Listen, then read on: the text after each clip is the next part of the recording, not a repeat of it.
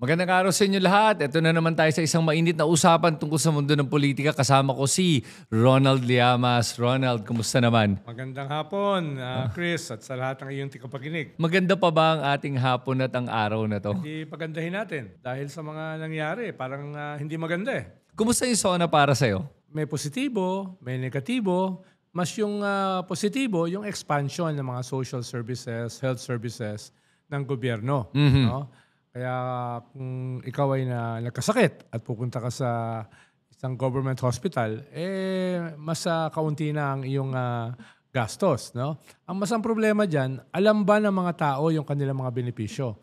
Dahil mismo yung PhilHealth, ang sinasabi, yung 20% na poorest, napakakaunti pa lang na alam kung ano yung mga libre para sa kanila. No? Ikalawa, ay sana naman ayusin yung budget. Dahil ang daming pinasa ng presidente na trabaho ng PhilHealth. Ang alam ko, na zero yung budget ng PhilHealth sa nakaraang budget. Dito dapat dagdagan ng dagdagan, no? Para mas sunod yung pinag-utos ng ating presidente. No? Marami pang iba. Halimbawa, nabanggit niya yung tubig na hindi umaabot sa gripo. Alam naman natin kung sino pinapatamaan doon. Diba? Okay. At inutusan niya ang luwa na investigahan at ayusin yan. Ang problema, bakit luwa? Luwa yung nagbigay ng mga 100 contracts sa Prime Water nung panahon ng nakaraang gobyerno. No? Ayusin muna, linisin muna yung luwa. No? Sila yung responsible dito sa kakulangan ng serbisyo nitong kumpanyang ito in terms of malinis, sustainable na tubig. No? Ayun yung problema. Kapag pinasa mo sa luwa, yung pag-imbestiga. Halimbawa, yung dito sa napakahalaga na baka pinakamahalaga na sinabi niya sa SONA, yung mahiya naman kayo. No? Doon sa mga libo-libong flood control projects na ginawa ng gobyerno, no? Na ang resulta ay malawakang baha. Kaya nagalit siya. Pero ang inatasan niyang mag-audit at mag-imbestiga yung DPWH. Kasama yung DPWH sa problema Yeah. Diba? Dito. So, dapat sana isang independent body yung mag-imbestiga. Or else, magiging panibagong kanya. Vicious cycle. So kung ganun, sino ang dapat nag-iimbestiga ng mga ganun? Sa luwa, dapat sino? Commission on Audit pa tayo dapat dito? Pati sa DPWH, di ba? Pwedeng Commission on Audit, pwedeng yung mga Regional Development Councils, no, mag-imbestiga. No, basta yung hindi naging kasabwat dito sa problema. Katulad halimbawa ng luwa, DPWH, etc. No? Pero sabi ko nga, maganda naman yung mga sinabi niya na mga nagawa at saka mga gagawin. No? Pero ang medyo tahimik siya, itong napaka-fundamental na political earthquake na nangyari. No? Yung kanyang vice president na gusto siyang ipa-assassinate. Diba?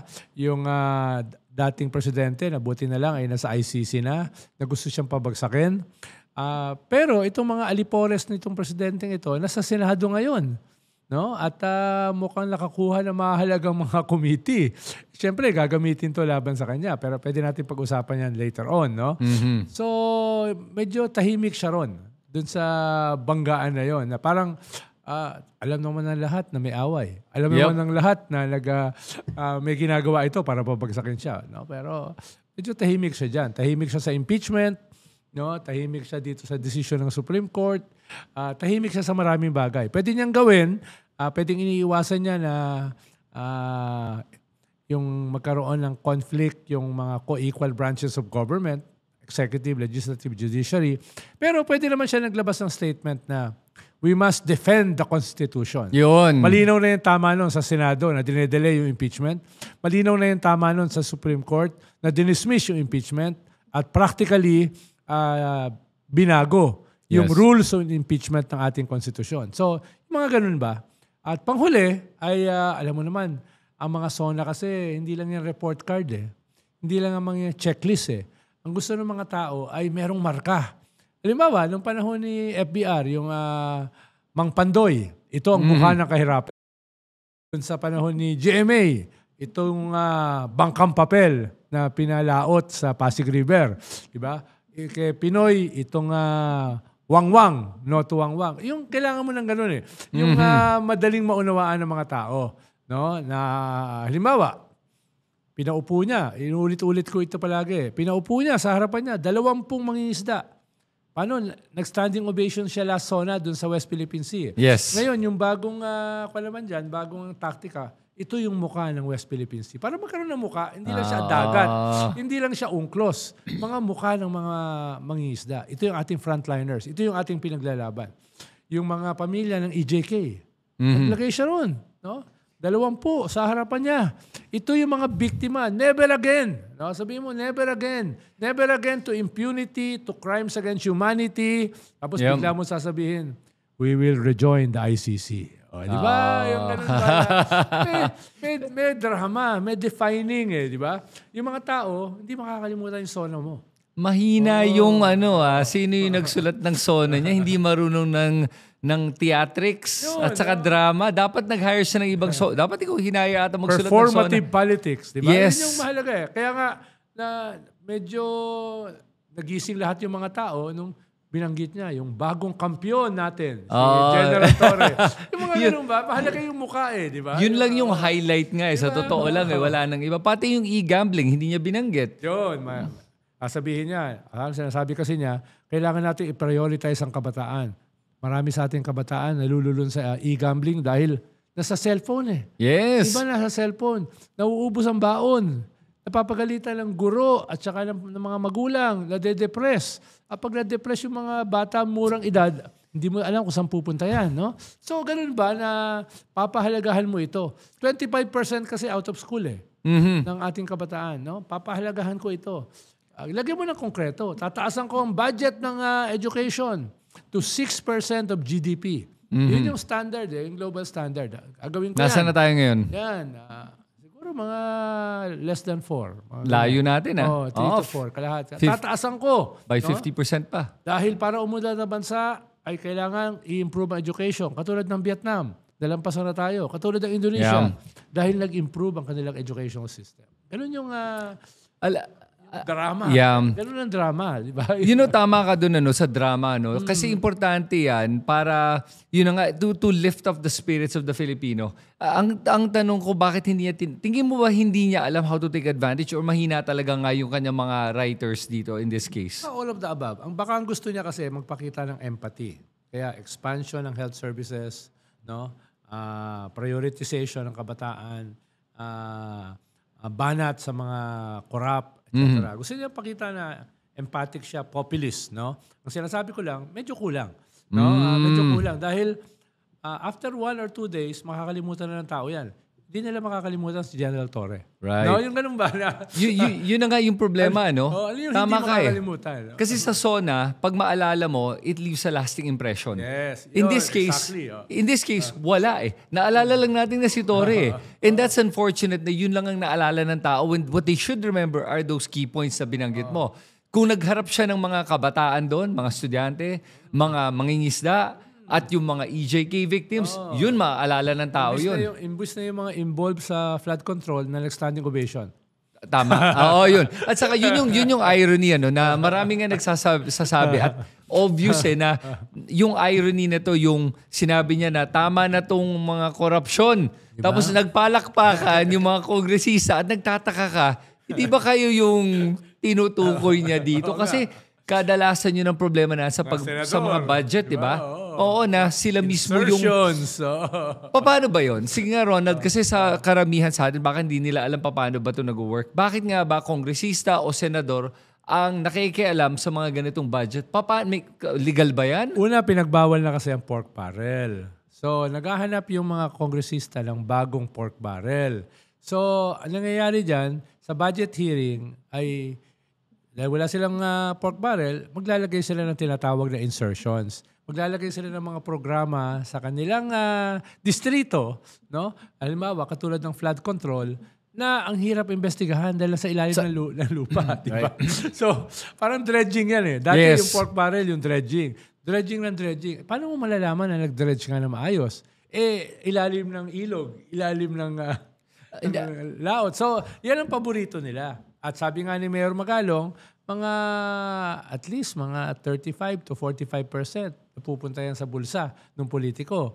Tapos mga 15-20% sa contractor. Tapos 10-15% dun sa government official nakakutsaba. So matitira mga 10% na lang. Practically, it's a ghost project. Pero who cares? Paano mo i-audit? Yep. Sa ilalim ng tubig. Kaya sa kanila, parang ideal yan. Mm-hmm. Na proyekto. Kikita sila dyan. Kaya hindi mo maintindihan bakit 9,000 yung mga flood control projects when ang kailangan mo sa NCR, isa lang. Yes. Na integrated. Can you imagine na yung drainage sa isang barangay, iba sa drainage sa kabilang barangay? Hindi, kasi konektado lahat yan eh. Oo nga. Can you imagine water impounding sa isang syudad? Hiwalay sa water impounding sa kabilang syudad. Eh, ang kinukuha ng water impound, tubig ulan. No? Hindi naman pwedeng umuulan lang sa isang syudad. Sa isang barangay, di ba? So, may imagine mo na yung flood control mo ay hati-hati, libo-libo. Doon nagsimula yung original sin. Di ba? Dahil libo-libo, then very vulnerable sa corruption. Pero kung isa lang, at isang ahensya lang ang in charge dyan, katulad halimbawa sa Europa, isa lang ang kanilang flood control sa bawat major city. Di ba? Dahil holistic, integrated ang flood control, ang water impounding, pero ang waste Ronald, management. Isa naman talaga ang in charge, DPWH eh. Kaya nga nagtataka ko paano nagkaroon na tong flood control monster na to dahil dyan. Kasi isa lang naman dapat eh. Tapos sila mag-audit. Exactly. Kaya walang kwenta din sa totoo lang yung mga commission on audits na yan. Kung tinitiglang na nila is pagsasabit ng paperwork. Kasi mabilis gumawa ng papeles para lang sabihin na legal to. Di ba? Hanggang makita mo talaga sa loob. Ang maganda naman doon sa mga COA, hindi sila basta-basta pwedeng takutin o tanggalin. Di ba? So usually, maganda naman ang kanilang performance. Pero yung mga line agencies, involved sila dyan eh. Yun. Di ba kasama sila sa pagbigay ng permiso sa mga flood control na yan eh. Yep. Sila yung walang isang flood control project lang. No? And add ko lang na hindi lang isang administrasyon ang pinag-uusapan natin dito, lahat. Definitely. Kasi this issue has been around for decades. Oo. At panghuli, halimbawa, yung previous SONA mo, yung dudurugin ko ang mga kartel, ang mga hoarders, ang mga smugglers, magpakita ka lang na durog. Kahit hindi magpakita ka ng mukha. Oo, kahit hindi na pulbos, magpakita ka, ito, dalawa na mga cartel hoarders na kinasuhan ko. Kahit kaso lang, di ba? Ipagmamalaki mo ngayon sa SONA mo. Iba kasi yung may mga mukha. Yes. Ito yung ating tinutulungan, ito yung ating kalaban. Di ba? Ito yung mga bayani, ito ang mga villains. No? Parang Marvel Universe eh. Yes. Maalala ng tao yun eh. May bida, may kontrabida, di ba? May ganun eh. May Haydarian, may Ronald. Sino yung kontrabida dyan? So, hindi yung nakasuhan. Ayan. Hindi ka pa kasi nakakasuhan. Sige, pag-usapan nga natin muna yung kasong yan. Kasi nga na-file nagkaroon ng petition for contempt si Percy Sandania at saka si Richard Haydarian, yung ating kaibigan, at si Larry Gadon. Okay. Final to ni na Attorney Topacio. Anong mo dito? Anong tingin mo dito sa ginawa nila? Well, clearly, ang habol yan, chilling effect. Yep. Diba? Para yung iba na dumadami, na nag-criticize, kabahan. No? Tumigil. Diba? Not necessarily. Dahil pag naggaganyan ka, nanghaharas ka, lalong dumadami yung bumabatikos. Diba? Ngayon lang, ngayong araw lang na ito, no less than yung PhilConsa. Naglabas ng statement. Nung binabasa ko, mas matindi ang banat kaysa kay Richard. Yes. Diba? Ano yun? I-disbar nila yung mga abogado. Saka Supreme Court Justices? Former. Chief of Justice. Anong gagawin nila dyan? Diba? Yeah. Yung simbahan, naglalabas na ng mga posisyon. So, tingin ko that chilling effect will fail. Pero yan yung objective. Pero yung ginawa nila kasi hindi nila sinasabi naman na wag i-criticize. Sinasabi nila is wag insultuhin o maliitin o kaya yung pag-insinuate o pagsabi ng mga Duterte appointees yan kaya nila ginawa to. Meron silang ulterior motive. Yan daw ang siguro sinasabi nilang wag gawin. Ano magagawa mo? Duterte appointees naman talaga sila. Yun na nga hindi mo naman maiiwasan at saka hindi mo maiiwasan na isipin din yun eh. Ikalawa, yung ginawa nilang desisyon, halos lahat na ng legal luminaries, binabanatan sila eh. Diba? Ayun lang, kaibahan lang, yung mga legal luminaries, merong predicate with all due respect. Yan. Diba? May mga ganun na. May I mga respectfully disagree. Oo, diba? Sila Richard, walang ganon, no? Oo, yung Llamas, walang ganon, diba? Banat ka agad, diba? Dahil siyempre, iba-iba naman tayo mga tao, no? Yung iba, medyo mas magalang. Yung iba, mas hindi magalang, no?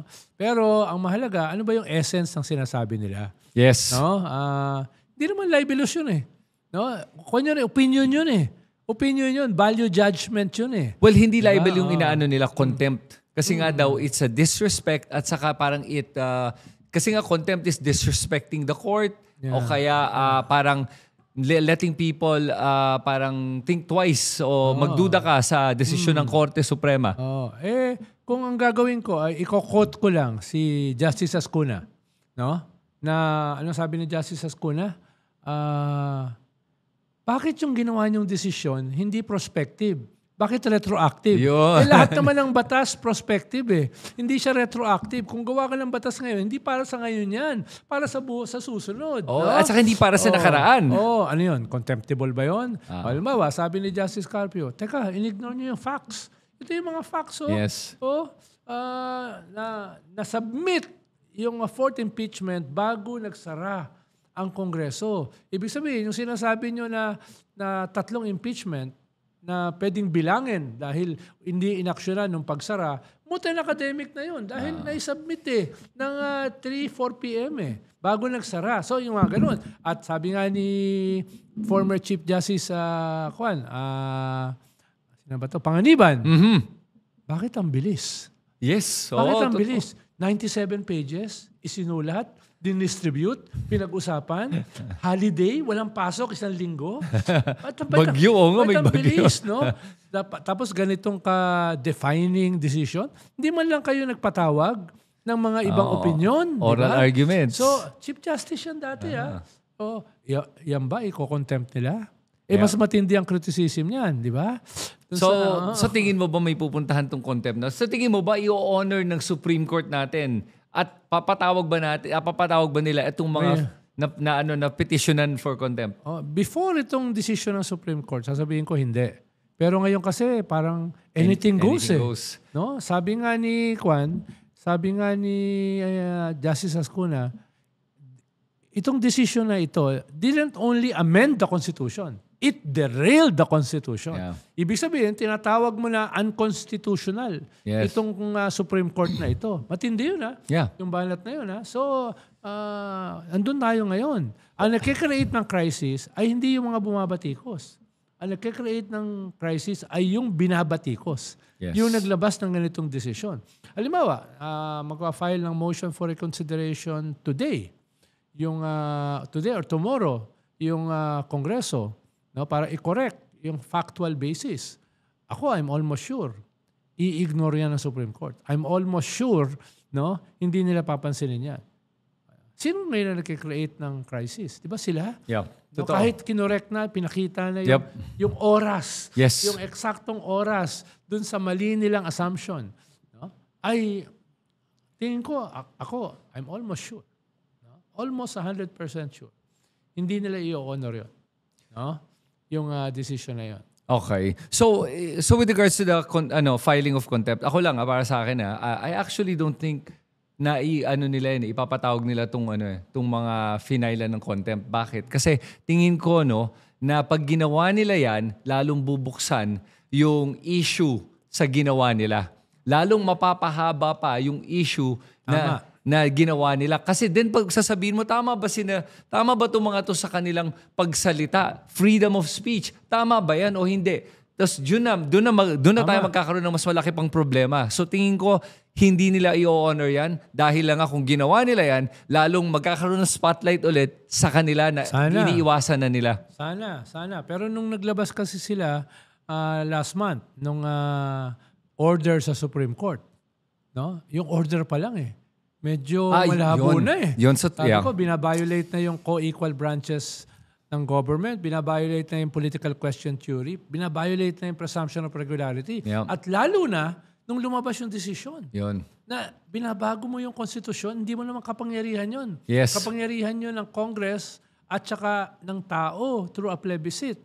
No? So talagang hindi lang siya overreach eh. Hindi lang judicial legislation eh. Yeah. No? Talagang tinapakan yung konstitusyon. Kaya nga at this point hindi na ako sigurado eh kung ano magiging respond ditong ganitong klaseng Supreme Court, no? Dahil dapat nahiya na sila doon sa kanilang desisyon eh. Yeah. No? At dito sa ifa-file na motion for reconsideration. Yep. Kaya hindi ko naman tinatakot si Richard, no? Pero humanda lang siya sa any eventuality, Well, no? Dito. Pero kahit ano man mangyari ay paano kahit pag naging martir ka kasi sisikat ka eh. Yes. No? So well, ang contempt naman, nung nakita ko naman, ang penalty for contempt is 30,000 pesos lang naman.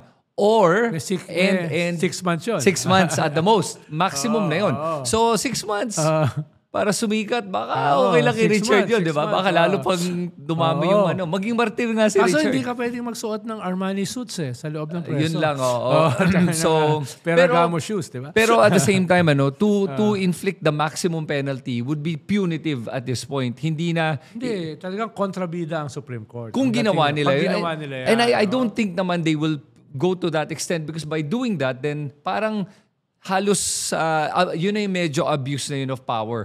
Kasi hindi kailangan gagawin mo yun para sa taong nagsalita ng gano'n. And to even prove that it's contemptuous is very difficult considering lumalabag yan dun sa pinaka-importanting batas natin at konstitusyon ay freedom of speech and expression. Kaya dun ako Actually, yung dalawang kasama sa kaso, medyo protected. Yung isa kasi cabinet secretary. So, papangatawanan ng Malacanang yan. Yung isa naman, yung isa naman, congressman. Papangatawanan ng kongreso yan. Richard lang yun. Ang medyo vulnerable lang dyan ay si Richard, no?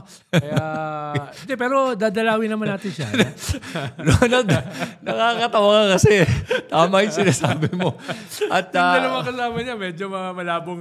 kasi tama ka eh. Co-equal branch of government yung isa. Dalawa. Isa executive, isa legislature eh. Kaya medyo protektado yan eh. Pero at the same time, sa akin, it's interesting yung paano yung labanan ngayon. And I really hope na the Supreme Court will kind of come to its senses. And I think na nga, if it's true na yung sinasabi mo na kaya lang nila to ginawa ay medyo siguro yung conspiracy theory nga ay pambayad utang. Hindi ko alam kung totoo. Sinasabi ko lang conspiracy theory.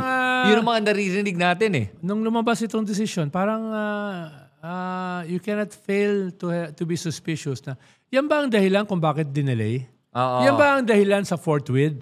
Sa remand? Yeah, yan ba yung dahilan na ginawa yung desisyon ng mabilisan before the SONA bago makapag-convene yung Senado? So, yung iba ay nagsususpetsa na ito ay parang bahagi ng isang plot, isang conspiracy. Sana hindi naman. Pero dahil sa flow of events, parang yun ang lumalabas. Tapos ngayon yung Senado, sinasabi ay, hindi, gusto namin ituloy dahil ang pwede lamang pumigil sa amin ay ang aming sarili.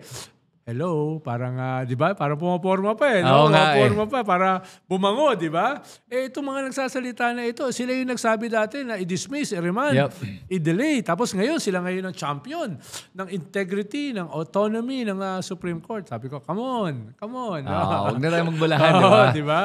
Okay, sige. Speaking of the Senate, actually, pag-usapan naman natin ngayon yung mga appointments na nakuha ng ating mga senador. Medyo nagulat ako dito. Nagulat ba ako? Hindi ako nagulat, sa totoo lang. Tignan nga natin kung ano yung mga appointments. Kasi pag tinignan mo dito, pakita natin mo yung mga PDP laban. Marami-rami yan eh. Andyan, si Bongo leading the pack with the health committee, tapos sports at saka youth. Robin Padilla gets constitutional amendments at cultural committee and Muslim affairs, public information and mass media. Rodante Marcoleta gets blue ribbon. The much wanted committee, blue ribbon, at saka trade, commerce at entrepreneurship. At saka si Bato de la Rosa, the usual, peace and order. Pero tanong ko sa inyo, dito sa mga nakita mo dito, sila yung mga pinakamaraming nakuhang mga appointments sa lahat. Tama. Bakit kaya lumalabas dito? Ito yung mga nakuha lahat. Ano sa tingin mo? Agree ka ba o disagree? Agree. At saka yung mga kinuha nila ay makikita mo yung mga conflict of interest. Halimbawa, yung kay Bongo, yung pagkuha niya sa health, yan yung basihan na weaponize niya yung Yes. Yung malasakit centers. No? Parang akin ito, di ba? Na siyang may kapangyarihan doon. Teka lang, hindi dapat yun. So, isusustain niya yan sa mga committee na ito. Tapos At may nakuha pala, remember, nakakuha siya ng 3 billion na insertion para sa health centers. Tama. Doon sa 142 insertions daw Yes, ni Senate President. No? Okay, sunod naman si Tapos Robin Padilla. Sumunod si Robin Hood Padilla, no? Kinuha niya yung sa media, no? Siya yung kumatay dun sa mga defender ng ABS-CBN eh. Binanatan niya dati yan eh. Nung tinanggalan ng franchise eh. Nung ABS-CBN. Pero mas malala, yung nakuha niya, yung sa constitutional amendment. Ano bang alam ni Robin Padilla sa ating konstitusyon? Oy, nagtulak siya dati ng charter change. Sus Mario Joseph. Nagtulak siya noon, no? Ng Chacha. Tapos, sino pa ba yung iba? Si Marcoleta, Blue Ribbon. Blue Ribbon. Post natin dyan. Hindi pa mag-react na ng Malacanang nang in-appoint kalaban nila. At ang sigurado ko, ang unang babanatan niya para investigahan ay yung gobyerno. No? Yan ang titirahin niya. Babanatan ba niya yung corruption doon sa DepEd laptop nung panahon nila, nung panahon ni Digong? Babanatan ba niya yung Parmali during the pandemic, nung panahon ni Digong, no? Na hanggang ngayon ay iniimbestigahan? Siya yung nagdepensa kay Vice President Sara tungkol sa confidential at saka intelligence fund. Tapos ngayon siya pa ang nasa Blue Ribbon? Tapos ngayon siya yung nasa Blue Ribbon, di ba? Another layer. Di ba? So makikita mo, paano nangyari yan? No? Dapat man lang magalit yung Malacanang sa Senate President. Bato de la Rosa, naging chairman ng public order. Siya yung susunod na kakasuhan ng ICC for crimes against humanity. Di ba? Tapos ngayon, iniimbestigahan yung mga pulis. Hindi lamang doon sa EJK, noong panahon ng Tokhang, na siya yung architect. Iniimbestigahan sila dito sa massacre ng mga sabungero. Yes, oo nga. Tama, yun pa yun. Yung mga pulis, ngayon, pwede niyang bigyan ng proteksyon. At saka hindi lang yun, don't forget, na nung panahon nga ni Digong, inimbestigahan na nga nila itong mga isabong, mga massacre at walang nangyari doon. Wala man lang ni isang nakasuhan. Tapos ngayon siya pa rin ang ilalagay sa peace and order. Sabi nga ni Gretchen Barreto, ay kasama namin yan sa isabong. Si Gretchen Barreto nagsabi na involved dito sa isabong si Bato de la Rosa. Si Bato de la Rosa daw. No? Tapos alalahanin natin na yung connection ng mga isabong na yung mga apparently mga pulis na kasabot din sa pagpatay ay may connection din sa mga EJK. At panipaniwala yun. Kasi kung tutusin, yan lang naman ang tipong klaseng pulis na may kakayahan pumatay ng tao. So kaya mabilis na yan Kung for hire ka rin naman, pinagkakitaan mo EJK, ito pa isa pang pagkakakitaan mo. Magkano binabayad per kill? Mga 1 million, may iba, 2 million retainers, mga ganon. Tama. So paano niya investigahan yun? Yun kaya nga. Sige, yung iba naman, tingnan natin yung iba. Yung mga bilyar siblings. Yan. Sa Environment and Natural Climate Change. Na dati sa nanay niya. Parang pinapamana pala yung committee, no? Pinapamana. Para hindi nga maimbestigahan siguro, di ba? Halimbawa, sino ba ang may-ari ng Vista Land? Na maraming mga batikos sa land conversion, sa land grabbing, agricultural lands na bawal i-convert into subdivisions, di ba? Into condominiums ay ginagawa nila, with support from people in government. Tapos ikaw ngayon yung head ng environment and natural resources. And pag tinig mo, Mark Villar naman in charge of public works. Kasama sila sa siya dati ang secretary ng DPWH. Nung siya ay secretary, under niya ang LUA. At yung LUA ang nagbigay ng sa Prime Water yun. ng mahigit 100 kontrata, with water districts, Imagine mo yung yung regulatory capture. Imaginein mo yung conflict of interest. Halimbawa, si Camille Villar, yung mga Villar, meron silang mining. Yes. Yung Agustin Gold Mining. Sila lang ang nag-iisa na may-ari ng copper smeltering facility sa Pilipinas. Tapos siyang in charge ng committee na. So, clearly, conflict of interest. And I think more than conflict of interest, what I see happening right now, ay mukhang nilalagay yan pamprotekta nga sa mga interest nila. Definitely. Yun ang problema. Hindi para sa interest ng taong bayan, para sa interest ng ating bansa, pero sa sariling interest ngayon. Diyan dapat magalit ang kabataan. Dahil kinabukasan nila ang kalikasan. Yun. Yan yung winawasak. Yep. Yan ang winawasak. Kaya lusubin nila, kung pwede, araw-araw ang Senado para ipaalala sa mga bilyar na kahit kayo ang chairman yan, hindi nyo yan pwedeng lustayin, no, sa ngalan namin. Dahil yan ay aming kinabukasan. Yun. Yan ang aming mamanahin. Tapos, kung wala na kaming mamanahin, hindi na sapat na isumpa lamang kayo. No? Ganun yung... Yeah. Pero, yan yung mga committees. Oo. Idagdag natin yung kay Alan Peter Cayetano. Medyo ironic para sa akin na siya yung Justice and Human Rights Committee Chair. Considering siya yung mismo, naalala ko nung panahon ni Duterte, ay walang paki sa human rights. Dinipensahan niya ang tokhang no less than in the United Nations. Yes. Panoorin mo yun. No, Yeah. dinipensahan niya yung tokhang in the United Nations. Dinipensahan niya hanggang 2022.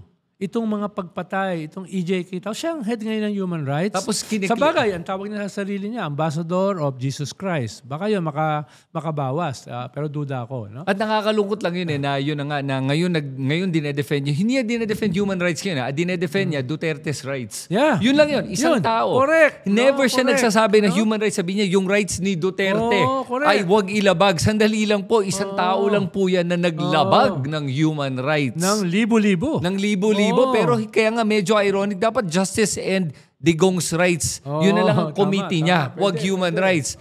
Yung iba naman dito, tingnan natin yung mga nakita pa natin dito. Yung mga minority, part of the minority, yun yung mga medyo walang nakuha eh. Yun. Sina Erwin Tulfo, sige, games and amusement, okay, pwede. Social justice, welfare and rural development, sa bagay, kung tutusin, nasa DSWD siya dati. Pwede. At saka hindi lang yun sa mga programa nila sa YouTube. So, Zubiri, si Rafi Tulfo, migrant workers, public service, okay. Yung mga minor itong mga to kung tutusin na. Dati na yata sa kanya. Dati na yun, same lang. Walang nagbago eh. So, sige, susunod naman dito. Yung kina Bam at Kiko, dahil sumali sila sa Mayorya, anong nakuha nila? Education at agrikultura Sana kasi kung kukunin mo na rin lang ang basic education, kung isa-sacrifice mo na yung pinanggalingan mo para sumama sa majority, ay sana dinagdagan mo na. Humingi ka na. Kumpletuhin mo na yung loop. Mm-hmm. Paano? Basic education is basically lower yan eh. Sana sinama mo na yung higher education na napunta kay Alan Peter. Ay, nga, no. Sana ginawa mo na para meron ka talagang impact. Yes. No? Integrated mo na yan. No? Total, ang dami naman nakuha si Alan Peter eh. Kung ibebenta mo yung yung paniniwala mo for 50 pieces of silver, tapos ang makukuha mo 25 pieces lang pala. Lugi ka. Lugi ka. So, kumpletuhin mo na. Gawin mo ng 50 pieces. No? Susunod si Kiko Pangilinan, agricultural food and sana hiningi na rin niya yung environment. Yun, isama na yun. Kasi magkadikit ano mangyayari sa agriculture mo kung yung environment mo wasak, di ba? Kung yung lupa, kung saan gumagawa ka ng mga... Di ba? Tama. Wala. Kompleto na. No? Kuha ko sila. Dahil, pero mo, sinakripisyo ko yung dahilan. Ba't ako binoto ng tapos mga kabataan? ito lang ang Tapos ito nakuha lang ko. nakuha ko. Dagdagan ko na lang. Yun. Di ba? Yun yung... man lang sana para mapangatawanan na nila. Pero ako sige, pagbibigyan ko pa rin sila na sige, basta pakitang gilas kayo. Pero ang nakikita natin dito kasi sa ginawa nila ay mahina sila sa pagne-negotiate. Sa pagpapakita ng halaga nila sa Senado. Kasi kung mananiniwala ka sa halaga mo, kaya mo siyang ipaglaban na gusto niyo po sumama ako sa Mayorya. Ito ang gusto ko. Hindi yung sama ko sa Mayorya, bigay mo na lang sa akin. Mali yung negotiating tactic eh. Kasi sila, sama niyo ako sa Mayorya, sige, sasama ako pero pwede ko ba ito makuha? Dapat baliktad. Gusto mo bang sumama ako sa Mayorya? Kung gusto mo, eto hinihingi ko. Kung hindi ako sasama sa inyo. Magdusa kayo dyan. Problema dyan, matindi pa rin yung political cost niyan. Dahil nga, ang binoto mong Senate President, si Mr. Forthwith, si Mr. Remand, si Mr. Dismissal. Tapos ang kasama mo sa majority, itong mga Duterte. Ayun. Oo nga eh. Diba? Paano mo siya, hindi ganun kadaling ipagpag yan Dahil yung next election is just less than 3 years. Yep. At pwede silang lumaman for higher office. Sisingilin sila ng mga bumoto sa kanila. No? Ba't kasama niyo itong mga to? Ba't binoto niyo ito as Senate President? Hindi makakalimutan kagad yun. Yun yung magiging problema nila. Hindi! Binigyan ako ng isang committee. Di ba? Alam mo, nako, if ever humarap sa akin si Bam o si Kiko, mag-uusap kami. Kaya lang hindi ko alam kung papayag sila eh. Pero, sinubukan ko naman eh. Pero medyo busy lang daw sila eh. Pero tatanungin ko yan kung willing sila. At I will challenge them on this. Sabi mo, hindi ako yung kasama mo. Oo nga. Tapos ayan, sina JV at saka si Sherwin. Ayan, nakuha nila local government, tourism, finance, si Sherwin na dati kay Grace Poe. Tapos yung last one, si Senator Risa Hontiveros, ang nakuha naman niya is yung dati pa niyang ay yung women and children. At hindi niya kinakailangan isakripisyo. Oo, tingnan mo. Exactly. Dati na sa kanya yan eh. Yep. Minority siya. Diba? Saka si Jinggoy, National Defense. Lacson, electoral reforms. Dati yan kay Amy. Oh. Pero tignan mo si Ping Lacson, hindi sumama sa mayorya. May nakuha pa rin chairmanship. Yun ang nakikita natin ngayon na kaya naman makakuha ng chairmanship kahit na hindi ka parte ng mayorya. Panindigan mo na lang sana yung pinaninindigan mo. Bakit? Kasi yung iba takot eh. Ay, wala akong wherewithal dyan. Yan ang skill set dyan. So, iba na lang ang kunin mo dyan, di ba? Yung mga ganun ba? Hindi nila nakikita yung halaga nila bilang senador. Diba? Na importante, kahit na nag-iisa ka, na kung kaya ka kunin ng mayorya, gusto ka nila kunin. Know your worth. Yes.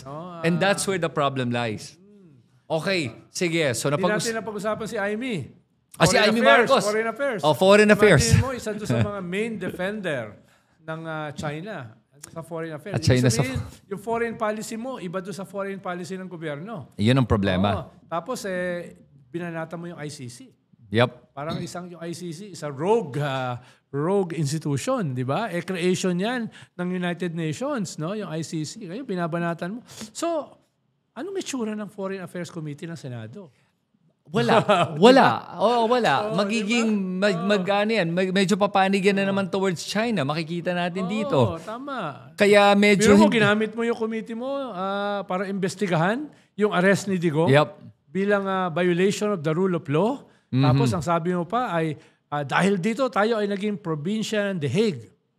Na medyo mali. Dahil yung The Hague ay isang hindi bansa. Hindi bansa. To begin with. Alam mo, yan ang problema pag hindi masyadong... learned yung ating mga senador eh. Hindi naman tayo ganun katalino, pero hindi naman tayo gagawa ng ganung mga statement. Pero alam mo, Ronald, nakikita ko ngayon dito sa bagong mga Senate committee chairmanships ay kung dati kala mo circus ang ating Senado, ngayon mas lalong naging circus na talaga. Ang gulo na talaga nito. It's going to be a massive clown show. Akala ko dati hindi na natin matatalo yung 19th Congress ng Senate. Ngayon, tingin ko, baka lalo pang magiging mas circus itong 20th Congress natin ng Senado. Correct. Kaya good luck na lang sa atin doon. Ang problema, tayo ang tatamasan ng ganyang klaseng mga katawa-tawang mga ginagawa nila. Dahil hindi yan katawa-tawa sa mga mamamayan. Hindi yan katawa-tawa sa kinabukasan ng mga susunod na henerasyon. Hindi na siya laughing matter. Sa atin, dahil dito tayo, nagsasalita, bumabatikos, pwede natin pagtawanan. Pero yung epekto niyan sa mamamayan, hindi na siya katawa-tawa. Tignan mo, yung head ng Foreign Affairs Committee mo sa Senado ay pro-China. Imagine mo, yung head ng Public Order sa Senado ay may kaso ng Crimes Against Humanity. No? Siya yung architect ng Tokhang. Diba? Imagine mo, yung head ng Public Works at saka ng Environment, magkapatid na yan exactly ang kanilang negosyo. No? Na may violations mismo. Diba? At may complaints. So, et cetera. Parang dapat dyan tinuon ni PBBM yung kanyang sinabi, dong sona niya. Mahiya naman kayo. Diba? Dapat dyan na tinuon sa mga yan. No? Ulitin niya. Wala pa kasing chairmanship noon. Ngayon, meron na. Bukas, magsalita siya sa press con. Mahiya naman kayo. Pero nakakatawa nga. Kakasabi niya, mahiya naman kayo. Sino yung mga pumalakpak? Yung mga senador. Nakita ko nga, pumapalakpak doon si Mr. 142 billion insertions. Oo nga. Diba? Pero yun na nga, wala na nga. Mukhang wala na nga hiya ng ating mga senador ngayon. At ang problema, baka nahawa na rin pati ang Supreme Court. Okay, sige. Sunod naman, pag-usapan natin na. Nabanggitin ko na rin na lumalabas ngayon kasi si Attorney Kaufman, yung defense lawyer ni Digong. Sinasabi na mukhang magkakaroon ng temporary release daw si Digong at hindi lang yun. Mukhang nag-aaway sila ni Attorney Harry Roque. Oh, yung temporary release kasi dati pa nila sinasabi. No, magpapatuloy yan no. Duda ako diyan, pero tingnan natin, mangyayari yan within the next few weeks kung matutuloy o hindi. Ang matindi diyan yung away nila ni Harry Roque. Dahil parang nagrarangkel kay Harry Roque na hindi siya kinuha. Tapos parang sinasabi niya, huwag ka na makialam. Pinagmamalaki kasi niya. Siya lang ang Siya lang ang pwedeng magdepensa kay Digong pag umakyat sa ICC. Nasaan siya ngayon? No? Nandun siya, kausap yung Imburnal. Nagtatago. Hulog siya ng coin. No? Nandun siya ngayon. No? O nandun siya sa Field of Flowers. Diba? Yun yung... Tapos si Kaufman, binabanatan niya na parang hindi ginagawa yung trabaho. Dahil magkasama sila ni Maharlika Yun na nga Todo ang banat ni Maharlika kay Kaufman Oo. So, ibig sabihin, yung partner na yan, binabanatan si Kaufman na hindi ginagawa ang kanyang trabaho na maayos. Si Kaufman naman, binabanatan sila. Ang sabi niya, Quoting Digong, umuwi ka na. Harapin mo yung mga kaso mo. Na by the way, sinabi rin ni Panelo. Yes, I was gonna say, sinabi rin ni Panelo. Be a man, no? Be a man, So, no? Parang ang sakit no? Sabihan ka na. Ikaw ba nasabihan ka na ba? Be a man? Hindi pa naman. Hindi pa naman. Hindi pa naman. Hindi, pero alam mo, Ronald, sa akin ganito, nakikita natin ngayon sa labanan, ay may dalawang kampo talaga sa mundo ng mga Duterte. Di ba? Baka hindi lang. Baka, may isa pang splinter faction. May mga babae na pumunta ron na nagbabatuhan ng kwan sa bagay, totoo diba? nga pala. Baka 13 camps yan, or more. Mukhang buhay ka pa, pinag-aaway na yung mana mo no? Oo nga Sa iba, may makikipag-aaway ba sa mana mo? Wala. Kasi iisa lang diba? Ito, pinag-aaway na yung mana, di ba? Totoo, ngayon pa lang ganun kaaga. Sabi ni Vice President Sara, mahiya naman sila. Isa lang ang pinakasalan ng tatay ko. Diba? Kaya tingnan natin kung ano mangyayari dito sa ICC at siguro naman hindi papasa itong mga palusot nila na maawa naman kay Duterte kaya kailangan ng temporary release. Tingin ko hindi din naman mangyayari. Halimbawa, itong mga chairmanship na ito, pwedeng ipaabot yan sa ICC. Papakawalan nyo? Ito, napaka-powerful ng mga kaalyado. No? Pag pinakawalan nyo yan, pwedeng i-weaponize yung mga yan. Yeah. Public order, yung isa pang i-issue ng international warrant, no? Yung architect ng Tokang. Yes. Tapos papakawalan nyo si Digong. Pwede mong gamitin yan ng mga prosecution na hindi pwedeng pakawalan yan. No? Hindi lang Vice President yung anak. Yung mga kaalyado, mga head ng mga committees sa Senado na very important. Yeah. Tama. Yun. So hopefully marami natutunan yung ating mga viewers sa ating mga usapan ngayong araw na to tungkol sa SONA, tungkol sa Supreme Court, tungkol din sa Senado, sa mga ICC, chairmanship, sa ICC. Dami natin na pag-usapan. At saka yung contempt, at saka alamin nyo dapat talaga kasi kung ano ba yung inyong mga karapatan at hindi lang yun, kung ano yung mga maipapasa sa inyo sa ating mga kabataan kung hindi natin to pansinin ngayon, bigyang pansin ngayong araw na to. Tulungan nyo naman yung aming kaibigan, si Richard A. Darian. No? Baka nagkuka na baka nag-worry na di ba? Bigyan natin ng support. Moral support, no? Ganyan, no? Ayun. So, yun lang guys. Kung ano tingin nyo sa ating mga pinag-usapan ngayong araw na to, sulat nyo lahat yan sa comment section sa ibaba. At kung nagustuhan nyo mga ganitong klaseng content, make sure to subscribe to this YouTube channel. On behalf of Ronald, salamat ulit. Salamat. Si Kristan, magkita tayo ulit. Anytime.